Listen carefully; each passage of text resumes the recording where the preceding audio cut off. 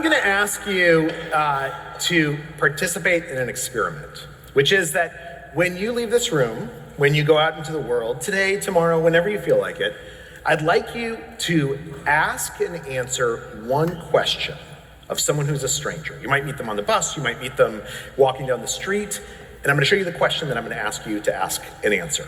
The question is, when was the last time you cried in front of someone?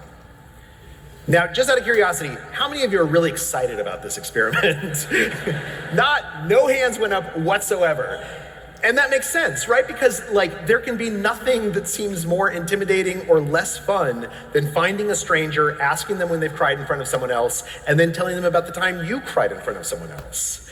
But I'm gonna try and convince you over the next few minutes that this experiment is not only worth doing, it's worth doing whenever you can, because it will make your life better.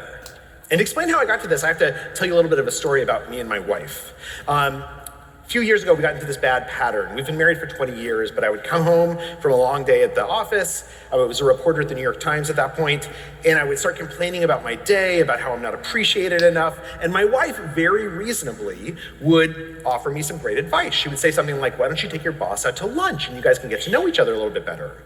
And instead of being able to hear her, I would get even more upset. And I would say things like, why aren't you supporting me? You should be outraged on my behalf. And she would get upset because I was attacking her for giving me good advice. This was not, anyone ever have an experience like this? It was not in a good situation. And so I went and I started talking to researchers who were studying communication. I asked them, why am I getting into this pattern? And they said, well, you're making a mistake. We're living through this golden age of understanding communication, really for the first time, because of advances in neural imaging and data collection. And they said one of the big things that we've learned is that we tend to think of a discussion as being just one conversation, right? We're talking about one thing, my day, or the kids' grades, or what to have for dinner. But what they said is that actually each discussion contains many different conversations. And in general, these conversations tend to fall into one of three buckets. There's these practical conversations where we're talking about what's this all about? What are we really discussing? But then there's emotional conversations where we're talking about how do we feel?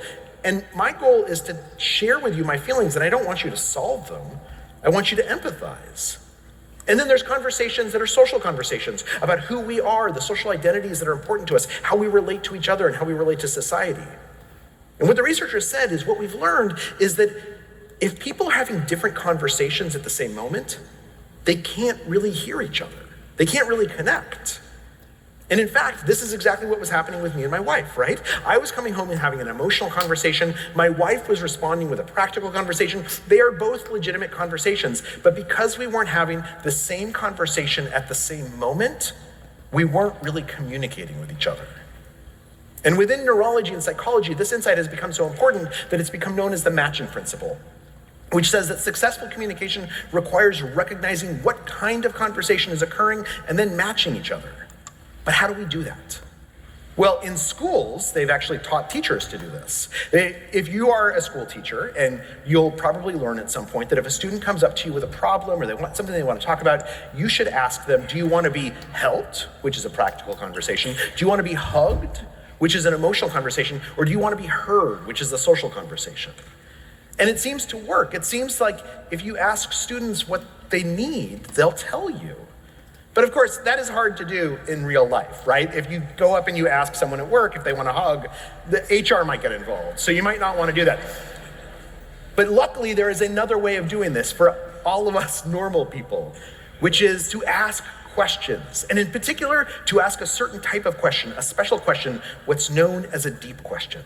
A deep question is something that invites us to talk about our values or our beliefs or our experiences. And that can sound a little intimidating, but it's actually much easier than it sounds. For instance, instead of asking someone, where do you work? You could ask them, what do you love about your job?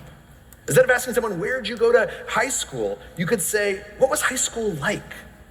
Wait, what did you learn there? What changed you there?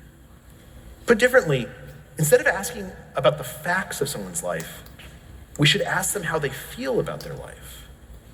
Because when we do, they tend to reveal to us who they really are. They tend to tell us what they want not only out of this conversation,